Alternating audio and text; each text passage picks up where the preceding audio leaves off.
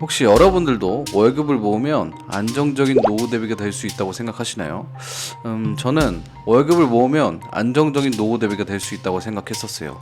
1년에 해외여행 2번씩 가고 서울에 집도 있고 차도 좋은 거 타면서 그런 삶을 말이죠.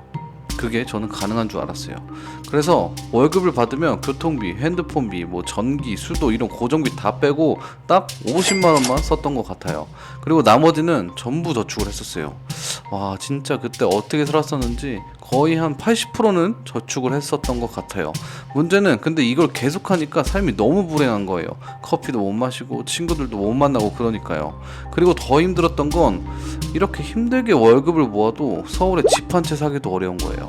서울 핵심지도 아닌 동대문구, 노원구 이런 데에 사려고 해도 20평대는 막 6억, 7억 하니까요. 월급을 300 저축한다고 해도 1년에 3,600이고 10년을 모아도 3억 6천이잖아요. 아무리 계산을 해도 답이 없는 거예요. 회사를 다니면 다 거지가 되는 건가? 그런 생각을 했다는 거예요.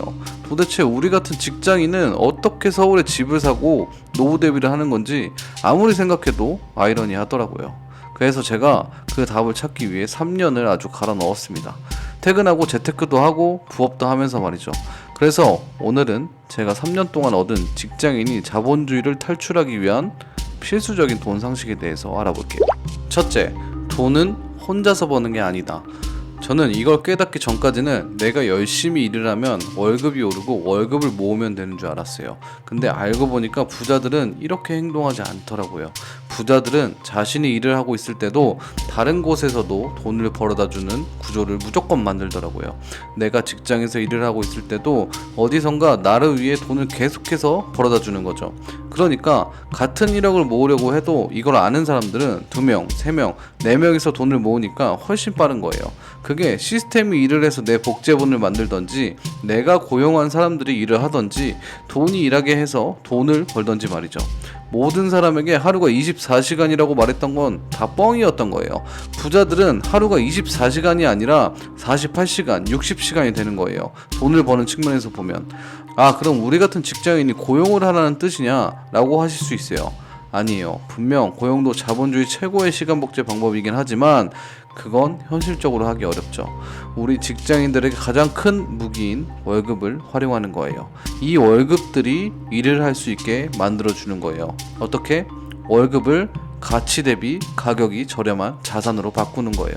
그 자산이 부동산이든지 금융자산이든지 말이죠. 여기서 이 월급을 자산으로 바꿀 때 가장 중요한 게 바로 이 저축의 개념이에요.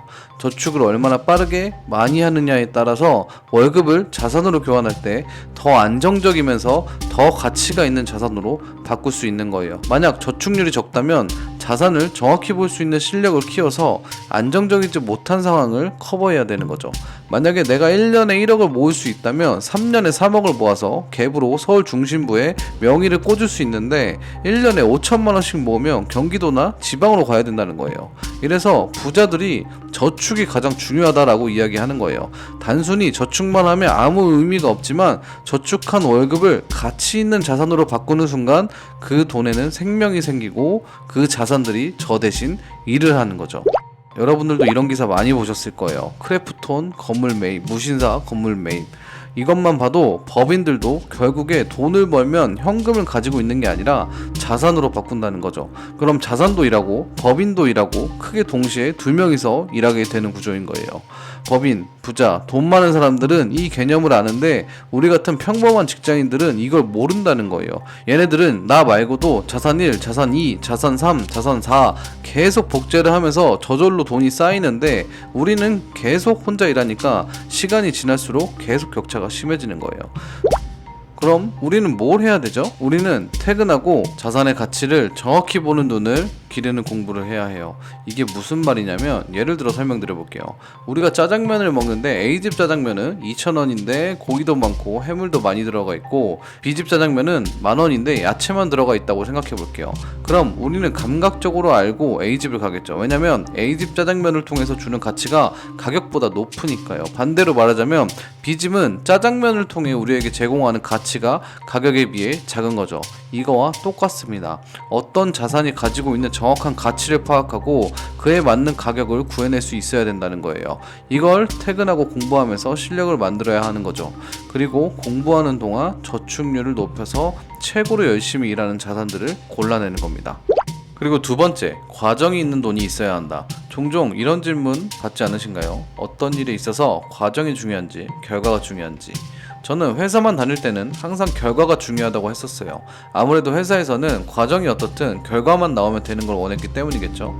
그리고 회사는 그 결과를 통해 인사 고과를 판단하잖아요. 그러니까 당연히 결과가 중요하다고 생각했었어요. 근데 자기계발 책들을 보면 항상 과정이 중요하다 이런 이야기가 많아요. 저는 이 문장이 단순하게 어떤 감정적인 영역이라고 생각했었어요. 근데 그게 아니었어요. 부자들이 이 과정이 중요하다고 이야기하는 것은 돈과 관련된 실질적인 이야기였던 거예요. 이게 무슨 말이냐면 같은 300만 원을 벌어도 부자들은 항상 고객 곱하기 상품 가격이라는 등식으로 이루어져 있는 반면 직장인은 그 300만 원이 그냥 300만 원인 거예요. 그래서 부자들은 고객을 많이 데려오거나 상품의 가격을 높일 수 있는 방법들을 찾아보는 거예요. 그리고 그 찾는 과정에서 실패와 피드백을 반복하면서 개선이 이루어지죠. 바로 이 실패, 피드백, 개선이 과정이 되는 거고 과정이 있어야 매출의 폭발적 성장을 만들 수 있기 때문에 부자들은 과정을 중시하는 거예요.